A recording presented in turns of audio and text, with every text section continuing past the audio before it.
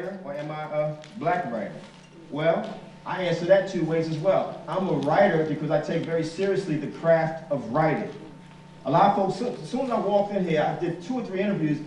All the questions were around street literature. How do you feel about street literature? How do you feel about street literature? How do you feel about street literature? You know how I feel about street literature? I love street literature. You know why? Because when I ride the subways in New York City, I see young people reading the books. Simple. Now, what I say to you all who call yourself writers, us, is are you writing in a way that's not only elevating the language, but also reaching the masses? As Tony Medina said in one of his poems many years ago, great Puerto Rican writer from the South Bronx, do the people like it, what you're writing? Do the people like it? If the people aren't reading it, then something's wrong. You want to know why spoken word artists appeal to people? Because people can relate to them. You want to know why Tyler Perry is appealing to people? People can relate to the regular folks, the common folk. You know why Langston wrote in the language of simple people and had a story actually called what? Simple. Because he understood, in spite of my college degree, in spite of the fact I've traveled all over the world, in spite of the fact that I can speak in many languages, and I'm a translator of literature, at the end of the day, I live on 127th Street in Harlem, uptown, and if I can't come out my door and the people on my block can't relate to me as a writer, there's something wrong. So, the first challenge, are you a writer who understands the importance of craft? And it's an individual choice. Some of us will say, well, I'm going to write in a different way. I don't want to write in a way that's part of the black vernacular. That's your choice. You have that right. I don't tell anyone how to write. If you read my poetry book, No Sleep Till Brooklyn, there are poems that are very explicit, there are poems that are very abstract. Both types of poetry are important to me. Because sometimes I don't want people to know what I'm thinking about. Then the second piece, if you're serious about being a writer and studying craft, which you got to do for the rest of your life, if you're serious. To this day, when I'm about to write a book, I make it a point to read books in that genre. I'm about to do a memoir for Simon & Schuster, so you better believe I'm studying memoirs, not just black memoirs, but all kinds of memoirs, because I'm going to make sure that when I put this book out, people are going to say, that's a great memoir. Are y'all out there with me? Yes, sir.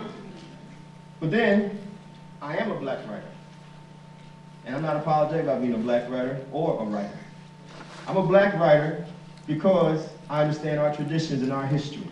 I'm a black writer because when you come to my house, I have every kind of anthology you can think of. I've made a conscious decision that I was going to study the history of black literature on this planet.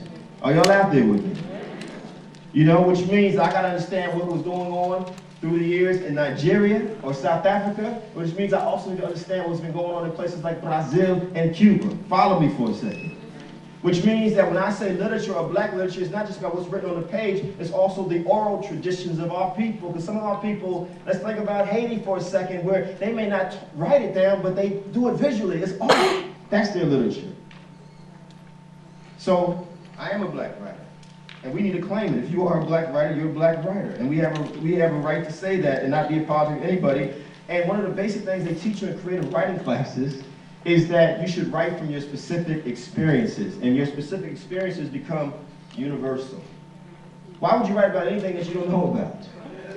You know? Why would I write about anything other than my family from South Carolina and growing up in Jersey City when those things had such a profound effect on me? There's untapped literature there.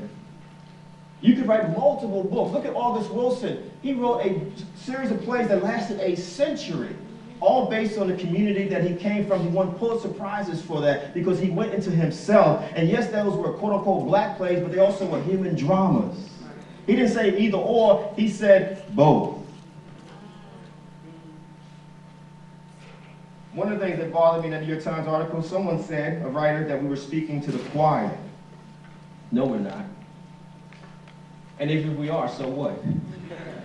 Because sometimes, I don't know about you all, this work is so difficult that you need to have things reinforced. Am I right, y'all? I see my brother Miles McAfee out there, who runs one of the best film series in all of New York City, all of the 5 boroughs, right in this space.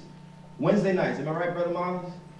And it doesn't matter if I've seen those films 50,000 times. It doesn't matter if I see the same people over and over again. What matters, Brother Kojo, what matters, Brother Miles, is that sometimes, given the work that we do, all the things we have to go through in our lives as black people, as African people on this planet, that I can come to a safe space called Medgar Evers College and know that I'm not crazy. Can this church say amen for a second?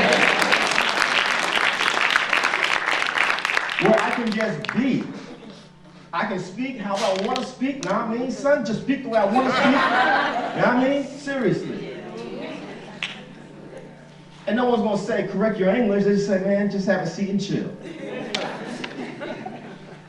So let's stop saying we're speaking to the choir. In fact, I actually believe that many people are listening. One of the things that April Silver and I did, because we are definitely about the technology, the moment that we got word about this Black Writers Conference, you better believe we were tweeting it on Facebook, the whole nine. I can't tell you how many people said to me, I've never heard about this conference. So if we were talking to the choir, why were we getting responses from all these new people saying, you know, I may not be there, but are you videotaping it? You know, can we get it out there on the internet? We're saying, yes, here it is, so the whole country can see there's nothing wrong with having a national Black Writers Conference. Amen.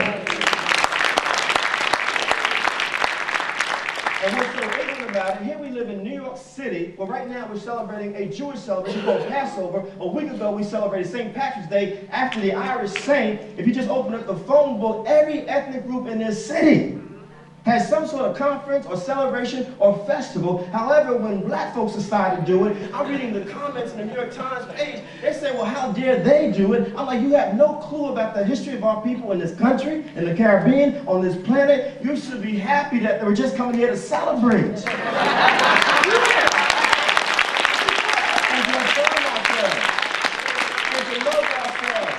you don't hear anyone saying, I hate anyone else. Just because you love yourself doesn't mean you hate anyone else. And we're serious about democracy, about multiculturalism, about diversity. How can you have true diversity or democracy if you don't know who you are?